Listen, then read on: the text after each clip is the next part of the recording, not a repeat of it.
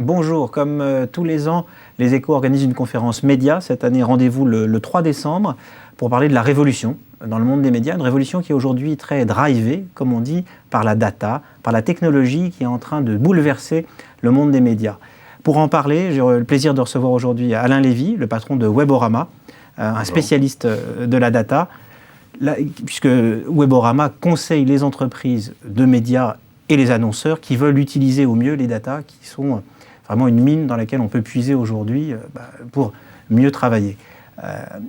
En quoi aujourd'hui la révolution data est une réalité? C'est-à-dire on en parle beaucoup, mais est-ce qu'on peut vraiment faire des choses nouvelles aujourd'hui qu'on ne pouvait pas faire il y a quelques années grâce aux data? Je crois que la réponse est oui, clairement, que ça fait pratiquement 20 ans aujourd'hui qu'on parle de tout ce qu'on va pouvoir faire grâce au numérique dans le domaine de la personnalisation des contenus, de la publicité, etc. Et on arrive enfin. On y est. On y est, c'est maintenant que ça se passe. Et on est en train de shifter, de bouger d'un marketing qui a toujours été centré sur mon produit, ma marque, vers un marketing du consommateur. Qu'est-ce que veut le consommateur? Comment est-ce qu'il réagit par rapport à ma communication? Comment est-ce que je peux ajuster tout cela? Donc on est vraiment dans ce mouvement et c'est un mouvement de fond qui est un mouvement très important. Est-ce qu'on est un peu en avance, un peu en retard en France sur ce domaine? Est-ce qu'on peut tirer les leçons de ce qui se fait à l'étranger? Où est-ce qu'on se situe dans le calendrier de cette révolution? Moi, j'ai le sentiment qu'on est plutôt bien.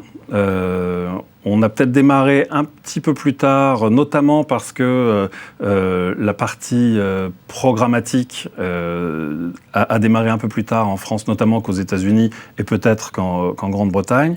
Mais on se rend compte que finalement, il y a beaucoup d'annonceurs et de médias qui bougent en France, peut-être plus que dans le reste de l'Europe et peut-être au même niveau qu'aux États-Unis. Comment est-ce qu'on se fixe une stratégie? Parce qu'on se dit, alors c'est génial, on a plein de data, on a maintenant des gens qui vont nous aider à les exploiter, mais comment est-ce qu'on transforme finalement un potentiel en une stratégie? Parce que c'est pas parce qu'il y a une réserve disponible qu'on va savoir en faire quelque chose. Alors la stratégie, on peut la résumer en une phrase qui est la même pour toutes les entreprises, qui est comment est-ce que je peux identifier mon patrimoine data, l'organiser, le valoriser et l'augmenter. Ça, c'est les grandes lignes. Ensuite, dès qu'on passe à l'étape suivante, c'est où est-il ce patrimoine data? Là, on rentre dans les spécificités de l'entreprise. Et là, il faut vraiment que ce soit l'entreprise qui fasse un travail sur une réflexion stratégique pour définir quelle est la bonne approche et qu'est-ce qu'on peut définir comme scénario qui vont permettre de mieux performer grâce à la data. Et c'est quelque chose qui est vraiment propre à chacune des entreprises. Et c'est seulement une fois que cette stratégie a été définie qu'on peut ensuite faire les choix technologiques qui s'imposent. Et la technologie doit s'adapter à cette stratégie et surtout pas l'inverse, comme on l'a vu au début. C'est-à-dire qu'il ne faut pas juste faire confiance aux ingénieurs, il faut se fixer une stratégie et pas seulement embaucher des armées d'ingénieurs. Ah oui, non, c'est absolument pas mécanique. Et ça, c'est peut-être l'erreur que certains peuvent faire en se disant « Ah ben, je vais prendre une DMP, je vais prendre des data scientists et ça y est, je suis équipé ». Pas du tout. En fait, il faut savoir ce qu'on peut faire et ce qu'on a envie de faire et après aller chercher les outils en quelque sorte. Il faut comprendre quel est son potentiel, quels sont le patrimoine dont on dispose, qu'est-ce qu'on peut espérer en faire. Donc pour ça, il faut quand même une culture au niveau de l'entreprise et pas simplement au niveau technologique. Et une fois qu'on a défini ça, alors il y a un éventail de technologies possibles et on doit décider et choisir ses partenaires et sa technologie de manière à être le plus performant sur cette stratégie. Et en fait, tout n'est pas réplicable d'une entreprise à une autre. Les cas peuvent varier beaucoup. Le potentiel data dans une industrie ou une entreprise peut être très différent de ce qu'on va voir dans un autre média ou chez un autre type d'annonceur. Ou est-ce que tout le monde va se ressembler quand même plus ou moins? Ah non, il y a un éventail qui est assez large. Si vous prenez un média, ses données, ça va être ses abonnés, la consommation des contenus qui en est faite, la publicité, quelles sont les réactions à la publicité, etc. Ça, c'est les données propres de l'entreprise. Eh bien, ces données varient beaucoup. Ça, c'est pour un média. Si vous prenez une entreprise qui vend en ligne, elle va avoir beaucoup d'informations sur le panier moyen, etc. de chacun de ses clients. Et puis, si vous prenez une entreprise qui vend des biens de consommation et pas nécessairement en ligne, elle va avoir des données qui sont offline, donc des données qu'il va falloir essayer d'exploiter de manière digitale. Et le gros challenge, c'est de transporter ces données. Donc vous voyez bien qu'on a un éventail de possibilités et de capital data qui est très large.